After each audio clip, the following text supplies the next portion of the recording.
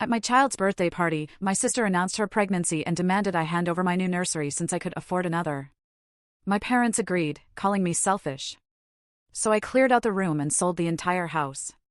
When they showed up with her stuff, they were met by a big for sale sign. It was the white dress that screamed it.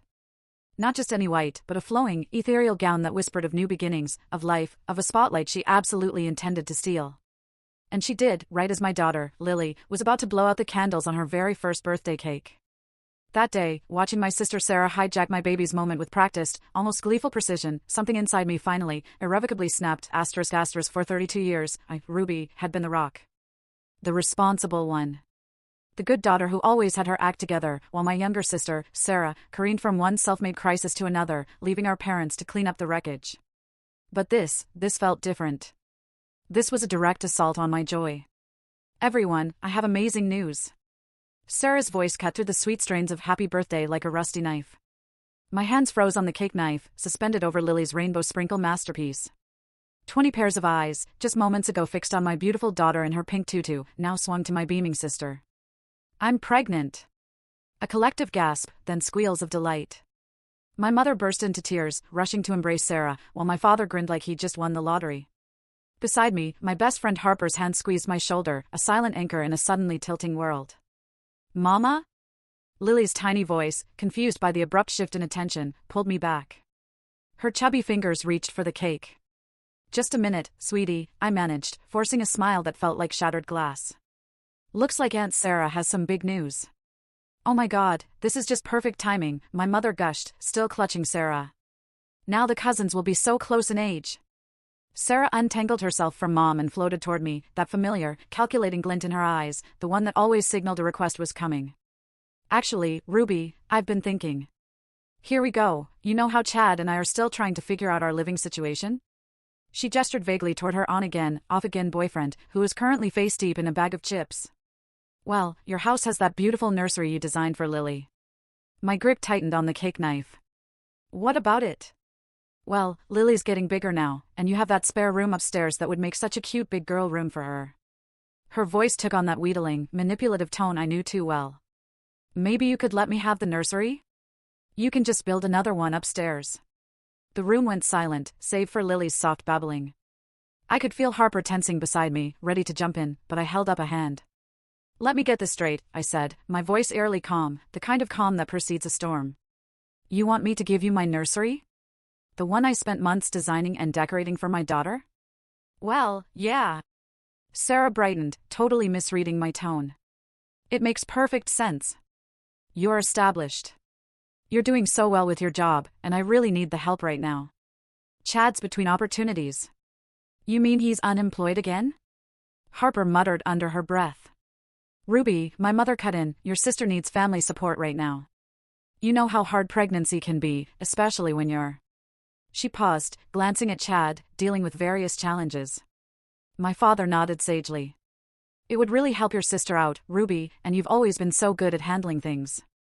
I looked around the room, my parents' expectant faces, Chad's disinterested slouch, Sarah's perfected pout. Then I looked at my daughter, still patiently waiting for her cake, trusting that Mama would make everything right. And something inside me shifted. Years of being the responsible one, the reliable one, the one who always gave in, it all crystallized into a diamond-hard resolve. I smiled, a cold smile that didn't reach my eyes. Of course, Sarah. You can bring her things next weekend. Sarah squealed and hugged me while our parents beamed with approval. Only Harper looked concerned, knowing me well enough to recognize the danger simmering beneath my tone. Now, I said, turning back to my daughter, let's cut this cake, shall we? As everyone gathered to sing again, I caught Harper's questioning look. I gave her a slight nod, one that said, watch me. Just watch what happens next. Because what my dear family didn't know was that I'd finally learned something important. Sometimes being the responsible one means taking responsibility for your own happiness. And sometimes, that means burning it all down. I helped Lily blow out her candle, already planning how to light a much bigger fire. You're not seriously considering giving her the nursery, are you? Harper set down her coffee mug with enough force to make the cafe table rattle. 3 days had passed since the birthday party disaster, and my best friend's patience was wearing thinner than mine. Of course not, I replied, stirring my latte absently. But you should have seen the texts I got this morning. Sarah's already picking out paint colors. Harper pulled out her phone. Show me. I handed over mine, watching her scroll through the endless stream of messages from my sister. Pictures of cribs, wallpaper samples, and nursery themes flooded the screen, interspersed with comments like, "This is exactly what I want, and we should start moving things out this weekend." Jesus, Harper muttered. She really thinks she's getting your house, doesn't she? A memory flashed through my mind, Sarah, 16, taking my prom dress without asking because she needed it more for her junior formal. Me, standing in my closet, finding the dress returned with wine stains and a torn hem. Remember when she worked for me? I asked, watching a young mother at the next table trying to wrangle her toddler. 3 months at my company, and she nearly cost us our biggest client because she couldn't be bothered to show up on time. And your parents said you were being too hard on her, Harper finished. Because she was going through a rough patch with what's his name? Dylan, I supplied. Before Chad, after Trevor, but before Marcus, the one you paid rent for? No, that was Josh. Dylan was the one I bailed out of jail after he got drunk and tried to steal a police horse. I laughed, but it came out hollow. God, I sound like a human ATM, don't I? Harper leaned forward.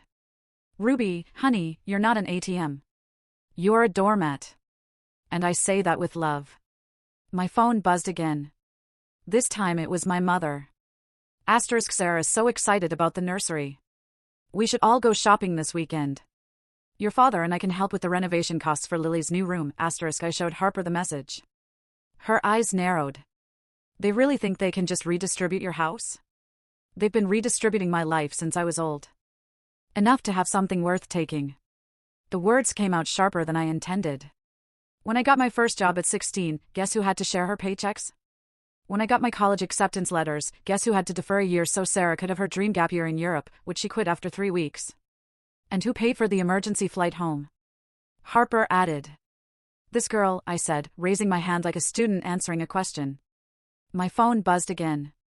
This time, it was a real estate listing from Ivy, my agent.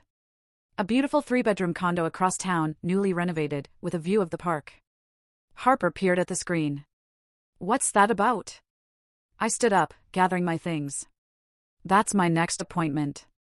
Want to come see what Karma looks like? 20 minutes later, we stood in an empty living room flooded with natural light. Ivy, clipboard in hand, watched me run my fingers along the smooth quartz countertops in the kitchen. The sellers are motivated, she said. They'd consider a quick close if the offer's right. I walked to the smaller bedroom, already picturing Lily's toys scattered across the hardwood floors. It was smaller than her current nursery, but it had a window seat perfect for reading stories. Ruby! Harper called from the master bedroom. Come look at this view. I joined her at the window, taking in the sprawling park below. No shared walls with entitled siblings. No space for family to crash indefinitely. Just peace. What about your house? Harper asked quietly. I pulled out my phone, showing her the text I'd drafted to Ivy earlier. List it. Price it to sell fast and don't tell anyone in my family. Ivy appeared in the doorway, her professional mask cracking slightly to reveal a smile. Are we doing this? I thought about Sarah's white dress at the party, about my daughter's confused face when her special day was hijacked, about 32 years of being the responsible one, the reliable one, the good daughter. It's go time, I whispered, hitting send on the text. Harper wrapped an arm around my shoulders. You know they're going to lose their minds, right? I watched a young couple playing with their dog in the park below, free and happy in their own space. Maybe it's time they learned what it feels like to lose something they thought they were entitled to. Shall I draw up the paperwork? Ivy asked. I nodded, feeling lighter than I had in years. Make it ironclad. No family discounts this time. The nursery looked different in the harsh light of my phone's camera. Each click captured another piece of evidence, proof that this room had been lovingly created for Lily. Not commandeered as a gift for Sarah. Ivy had suggested documenting everything before the sale listing went live. And this is where the changing table used to be, I narrated quietly, panning across the mint green wall with its hand-painted butterflies, before I moved it to make room for the free sign I'm about to put on it. A soft knock at the door made me jump.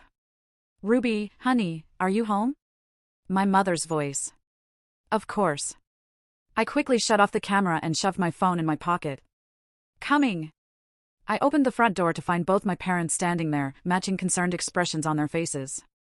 My father held a takeout bag from my favorite Thai place, their standard peace offering. We brought lunch, my mother said, already pushing past me into the house, and we wanted to talk about Sarah's nursery. I bit back a correction. Asterisk, not Sarah's nursery.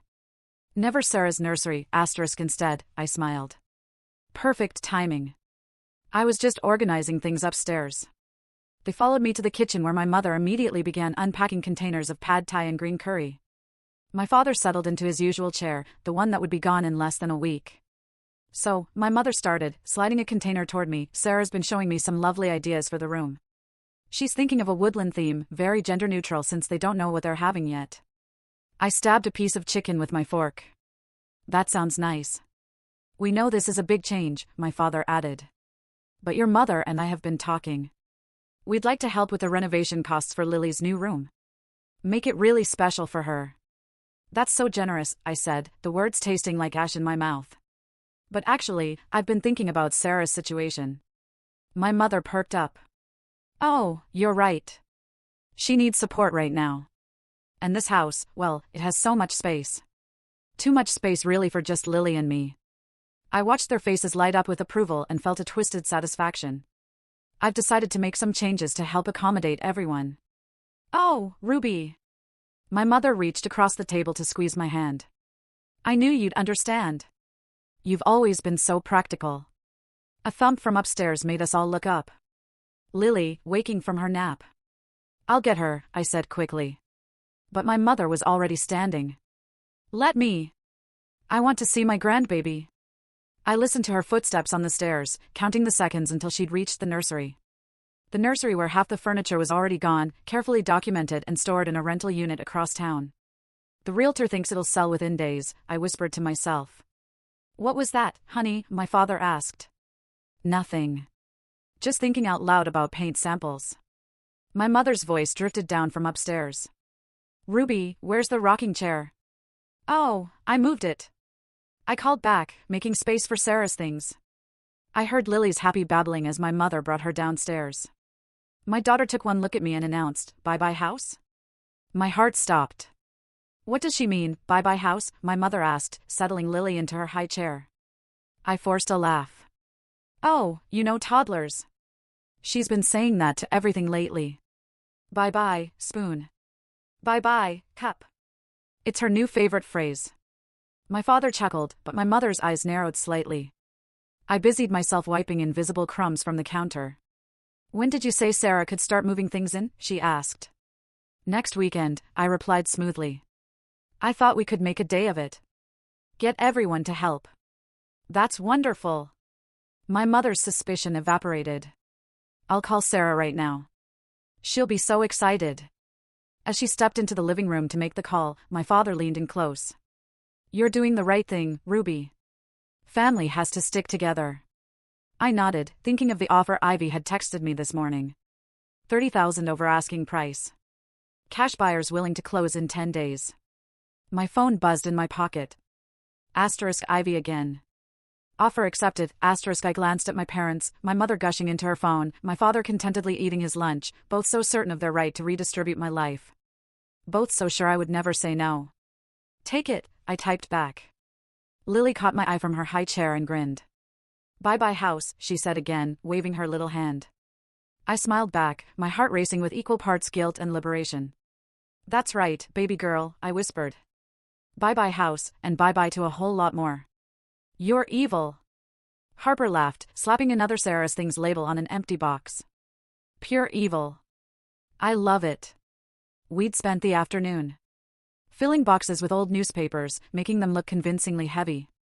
Each one was carefully labeled, Sarah's books, Sarah's winter clothes, Sarah's kitchen stuff. The moving company would be here tomorrow to take my actual belongings to the new condo. But these decoy boxes would stay, completing the illusion that I was making space for my sister. The best part, I said, taping up another box. Sarah texted asking if she could store some things here early. I told her there was plenty of room. Does she have any actual things to store? Nope. But she'll show up with Chad's gaming console and 3 trash bags of laundry, just like last time. Harper snorted. How many times has she temporarily moved in with you? 4. I checked my phone. No. 5. I forgot about the time she got kicked out of that yoga instructor's apartment. The one she was dating while still living with Marcus. That's the one. Lily toddled past us, dragging her favorite stuffed elephant. Bye-bye house, she called out cheerfully. Harper and I froze. Ruby! My mother's voice came from the front door. Ruby, are you home? Quick! I hissed, shoving the empty boxes behind the couch. Act natural. My mother appeared in the doorway just as Harper sprawled dramatically across the floor, pretending to play with Lily. Oh, look who's here. My mother cooed at Lily, who immediately ran to her grandmother. And Harper, too. Are you helping Ruby organize? You know me, Harper replied smoothly. Always happy to help with family stuff. My mother's eyes swept the room, taking in the stack of labeled boxes. Oh, good. You're making space for Sarah. She's so excited about moving in. She's already ordered a crib. I felt my eye twitch. She ordered a crib? Yes, it's being delivered next week. I hope that's okay. She used her address since she's staying with Chad right now and his place is. She wrinkled her nose. Not exactly delivery friendly. Perfect, I said through gritted teeth. Just perfect. Bye-bye house. Lily announced again. My mother frowned. She's still saying that. Ruby, do you think she's picking up on some anxiety about the changes? Maybe we should have a family meeting to discuss the transition. No. Harper and I said simultaneously. I mean, I recovered quickly, there's no need. Everything's under control. We're all very excited about Sarah moving in, right, Harper? Harper's smile could have cracked glass. So excited. Well, I just stopped by to drop off these paint samples Sarah picked out. My mother placed a fan of color swatches on the coffee table. She's thinking mint green might be too basic. She was thinking more of a royal purple. I thought about the mint green walls I'd spent weeks perfecting. The ones currently being photographed for the listing. How unique, bye-bye house. Lily said again, pointing at the window where thankfully the for sale sign hadn't been installed yet. My mother gathered her purse. I should go. Your father's making dinner tonight. But Sarah might stop by later to measure the windows for curtains. After she left, Harper and I collapsed onto the couch. That was close, she breathed. But Ruby, you have to do something about Lily's new catchphrase before she blows your cover. I know. I know. I picked up my daughter who immediately started playing with my hair. But she's not wrong. We are saying bye-bye to the house, and to the family's endless expectations. My phone buzzed. A text from Ivy. Asterisk sign installation tomorrow morning. 8 a.m. sharp. You ready for this? Asterisk you ready for this? Harper asked softly. Once that sign goes up, there's no going back. I looked around at the staged boxes, the paint samples, the space that had never really been mine because my family had always felt entitled to it. Then I looked at my daughter, innocent and happy, unaware that her mother was about to burn every bridge we'd ever crossed. You know what the worst part is? I said, bouncing Lily on my knee. They're so convinced I'll never say no that they're not even bothering to ask permission anymore. They're just taking. Not for much longer, Harper reminded me.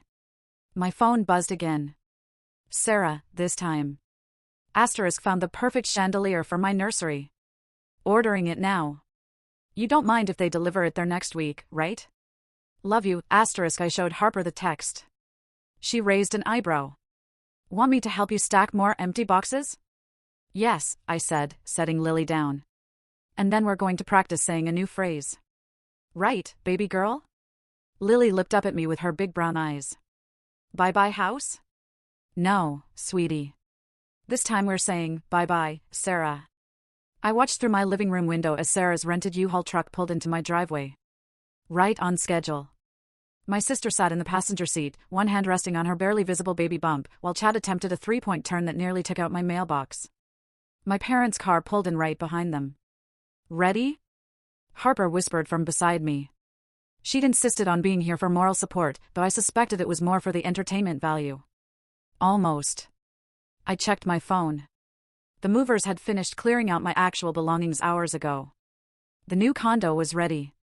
Lily was safely at daycare. Everything was in place, just waiting for the perfect moment. Outside, Sarah hopped down from the truck, her face lighting up at the sight of the nursery furniture I'd carefully arranged on the curb with a large free sign. My mother was already heading for the front door, key ring in hand, the key I'd conveniently forgotten to ask her to return months ago. The doorbell rang. Places, I muttered to Harper, who retreated to the kitchen with her phone ready to record. I opened the door to find my entire family on the porch, beaming like they'd just won a prize. "We're here," Sarah announced, pushing past me into the house. "Chad, grab those boxes by the door. They're labeled for the nursery." "Mom, did you bring the paint samples?" "And Ruby, we need to talk about that chandelier delivery." She stopped dead in her tracks. The entrance hall was completely empty. No boxes, no furniture, no pictures on the walls. "Ruby." My mother's voice wavered.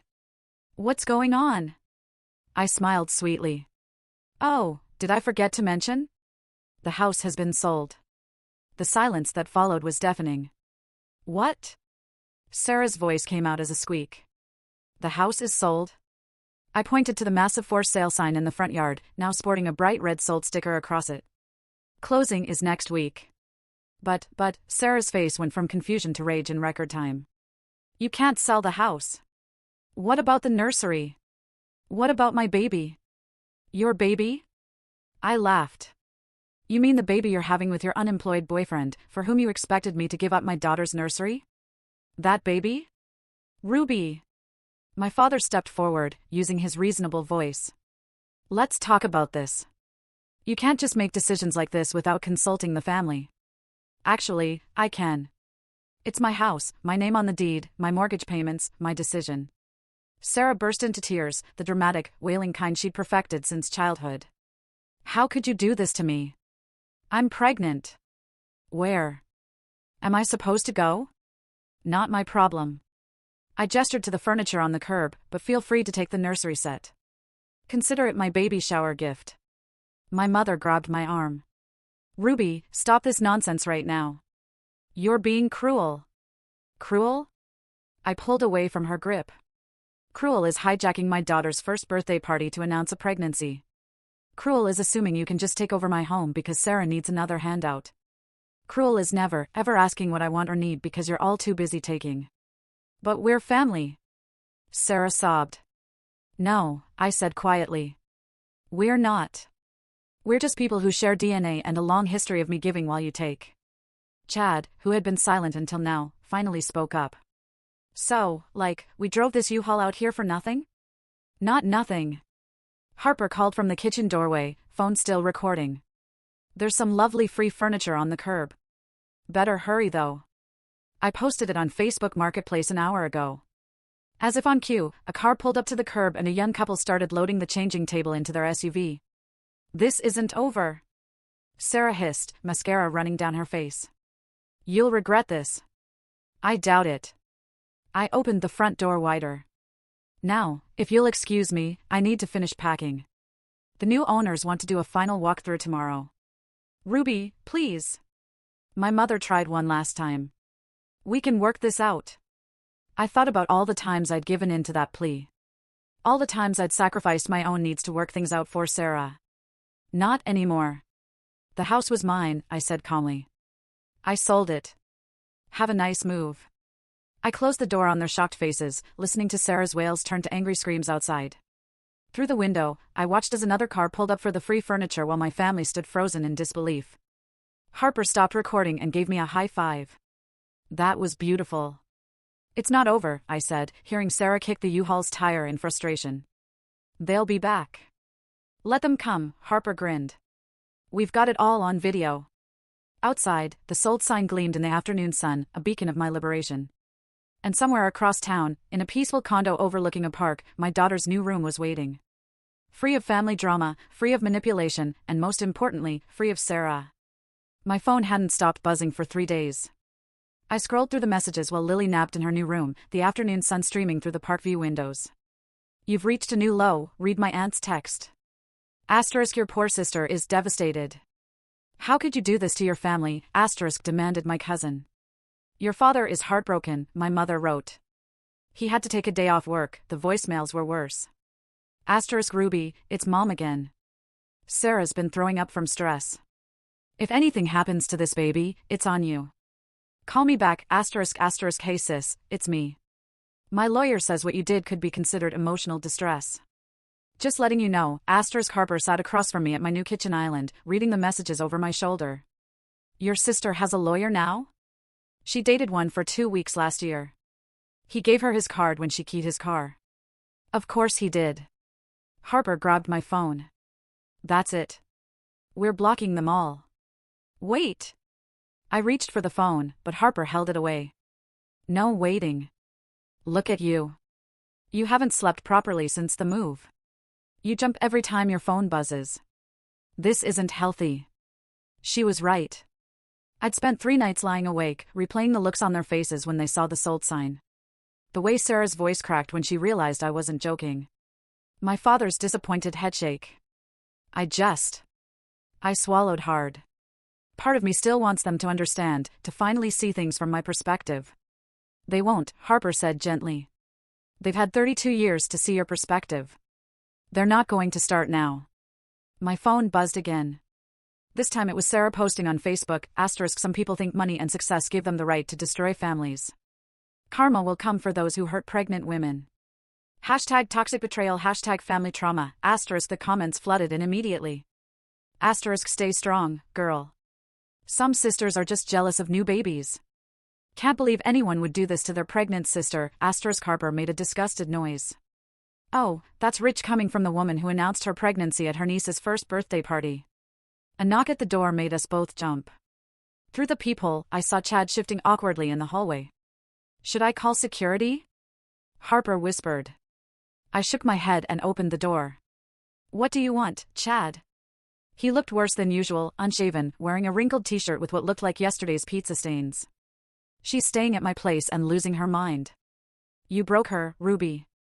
I broke her? I laughed incredulously. She tried to take my house. Look, I get it wasn't cool how she asked, but asked. I cut him off. She didn't ask. She announced it at my daughter's birthday party and expected me to just hand over my home, just like she's expected me to hand over everything else her entire life. Chad ran a hand through his greasy hair. She's pregnant, man. With my kid. We need help. Then help her yourself. Get a job. Be an actual partner instead of another problem for her to dump on me. You don't understand. No, you don't understand. I stepped into the hallway, closing the door so Lily wouldn't wake up.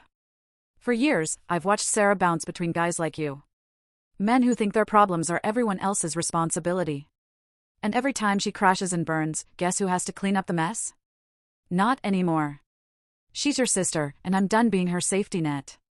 I pulled out my phone, showing him Sarah's Facebook post. Tell her if she wants to talk about karma, she should remember every rent check I covered, every crisis I solved, every time I put her first. Then she can talk about karma. Chad's face hardened. Sarah's right.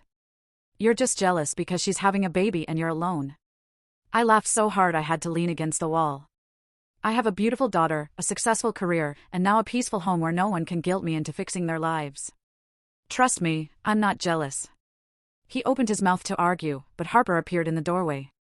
I believe my friend asked you to leave. After he skulked away, Harper handed me back my phone. Ready to block them now? I looked at the screen.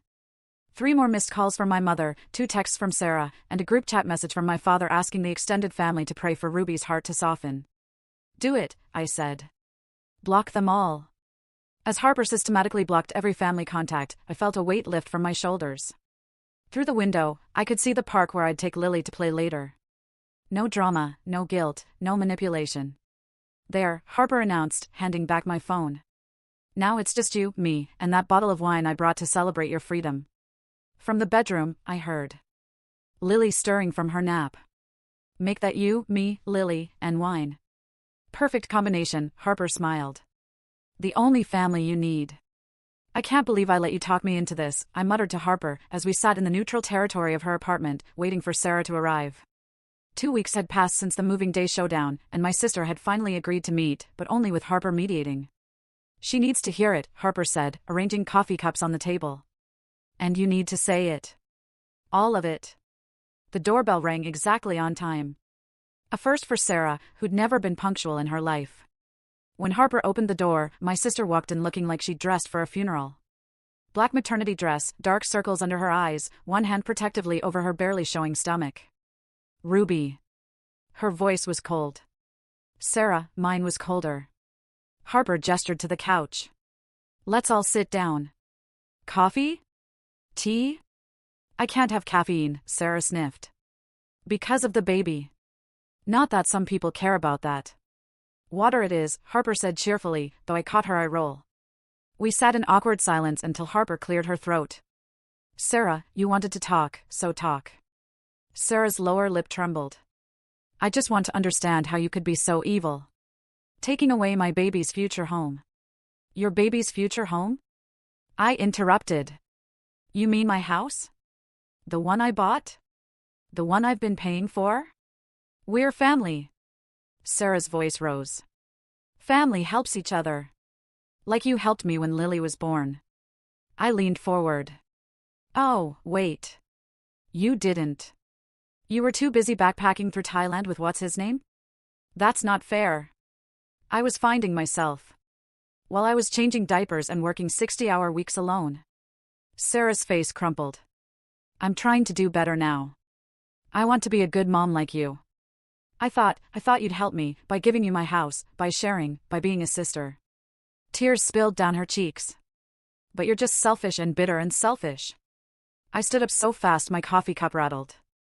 Let's talk about selfish, Sarah. Let's talk about the time you maxed out my credit card buying festival tickets. Or when you borrowed my car and got 3 parking tickets you never paid. Or how about when you got fired from the job I got you because you were too hungover to show up? I was going through things. You're always going through things, and I'm always expected to fix them. I was shouting now, years of suppressed rage finally breaking free. Do you know what it's like to be the responsible one? To watch your sister wreck everything she touches while everyone expects you to clean up the mess? When was the last time you asked about my life? About Lily? When was the last time you showed up for anyone but yourself? Sarah stood too, mascara running down her face. You think you're so perfect, Miss Independent with her perfect job and perfect house and perfect life? Well, guess what? Some of us struggle. Some of us need help. Help is one thing. Entitlement is another. I took a deep breath. I finally realized something, Sarah. None of you ever loved me unconditionally. You only loved what I could give. The room went silent, except for Sarah's ragged breathing. That's not true, she whispered. No? Then name one time, just one, when you put my needs before yours. Sarah opened her mouth, then closed it. Her hand drifted to her stomach again. A gesture that once would have made me cave, would have sent me rushing to fix everything. Not anymore. I have something now that I own completely, I said quietly. Peace. And I won't let you take that, too. So that's it. So that's it? Sarah's voice cracked. You're just done with me? With all of us? I'm done being the family ATM. I'm done being the responsible one who has to sacrifice everything. I'm done watching you take and take and take. Harper, who'd been silent throughout our exchange, finally spoke. Sarah, I think it's time for you to go. My sister gathered her purse with shaking hands. At the door, she turned back. You'll regret this. When my baby's born and you're not in their life, no, I cut her off. You'll regret this. When your baby's born and you finally understand what it means to be responsible for someone else's happiness, when you realize that burning bridges has consequences. She stared at me for a long moment, then left without another word. Through the window, I watched her walk to her car alone, probably for the first time in her life. Harper touched my shoulder. You okay? I wiped away tears I hadn't realized were falling. No, but I will be. Want to go get Lily from daycare and take her to the park? I nodded, thinking of my daughter's innocent smile, her unconditional love. Yeah, let's go home. Because that's what I had now. Not just a house, but a real home. One built on my terms, free from the weight of toxic family obligations. Hi, Mama. Lily squealed as I pushed her on the park swing. The autumn breeze carried the sound of her laughter across the playground, mixing with the rustle of falling leaves. My phone buzzed in my pocket, probably another blocked message from my family. They'd taken to creating new accounts just to tell me how cruel I was. I'd gotten good at blocking those, too. Ruby. A familiar voice made me turn. Sarah stood at the edge of the playground, her pregnancy now clearly visible under a loose sweater. She looked different, tired, but somehow more real than I'd ever seen her. I slowed Lily's swing. What are you doing here? I live nearby now, actually. She gestured to a small apartment building across from the park. Chad and I broke up.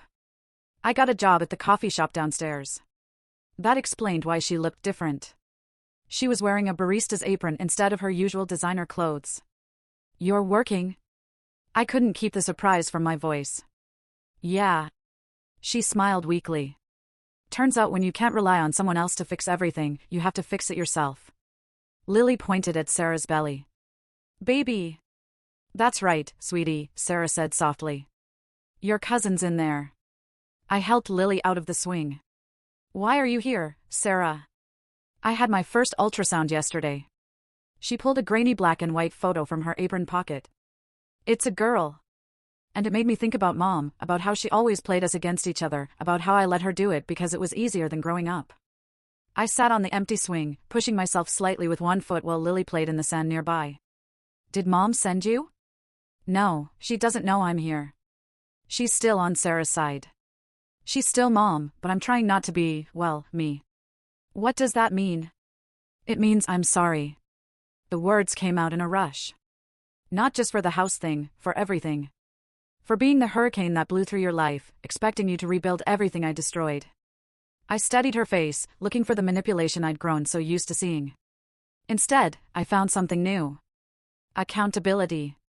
The thing is, she continued, when Chad left and Mom started talking about me moving back home, I realized I was about to do to my daughter what Mom did to us, make her part of this cycle of dependency, of never growing up. So, you got a job instead and an apartment? It's tiny and the elevator doesn't work and I have to make coffee for rude people at 6 a.m. But, she straightened her apron, it's mine. I did it myself. Lily ran over with a handful of sand, proudly showing it to both of us before letting it slip through her fingers. I'm not asking for anything, Sarah said quickly. I want my daughter to know her cousin. To know what strength looks like, because that's what you are, Ruby. Strong. Not cruel, like Mom says. Strong. I watched Lily playing, thinking about all the times I'd wished for this, for Sarah to finally see me. Really see me. There's a coffee shop near my condo, too, I said finally. Are they treating you better at yours? Sarah laughed. A real laugh, not her usual practiced giggle. The tips are decent, and my manager says I'm getting better at not burning the lattes. Lily and I usually get hot chocolate there on Sunday mornings around 9 o'clock. She caught her breath. Yeah. And sometimes we feed the ducks after, when we're not too busy. I'd like that. She wiped her eyes. God, these pregnancy hormones are killer. Tell me about it. I cried at a paper towel commercial when I was pregnant with Lily. We shared a smile. Small, tentative, but real. I should get back to work, Sarah said, adjusting her apron. But Sunday? I nodded. Sunday. As she walked away, Lily waved. Bye-bye, baby. You know what, sweetie? I scooped her up, breathing in her baby shampoo smell. I think we just said hello instead. That evening, as I tucked Lily into bed in our cozy condo, I thought about karma. Everyone had expected it to look like revenge, like my family getting what they deserved. Instead, it looked like Sarah in an apron, learning to stand on her own, like me, learning to set boundaries without burning every bridge. Sometimes karma isn't about monsters getting punished. Sometimes it's about people finally facing themselves in the mirror. I kissed Lily's forehead and whispered, "Sweet dreams, baby girl." Because that's what I'd really bought when I sold that house. Not just peace, but the chance for a new story. One where strength didn't mean carrying everyone else's burdens, and family didn't mean sacrificing yourself. One where bye-bye house meant hello to something better.